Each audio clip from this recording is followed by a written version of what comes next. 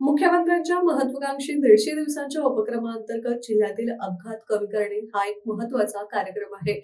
या उपक्रमांतर्गत जिल्ह्यातील अपघात कमी करण्यासाठी ब्लॅक स्पॉटची निश्चिती करण्यात आली असून त्याची तात्काळ दुरुस्ती करून अपघात कसे कमी करता येतील याचं परिवहन, पोलीस विभाग, मनपा, राज्य आणि राष्ट्रीय रस्ते महामार्ग, सार्वजनिक बांधकाम विभाग आदींनी योग्य नियोजन करावे असे निर्देश जिल्हाधिकारी अमोल येडगे यांनी दिले.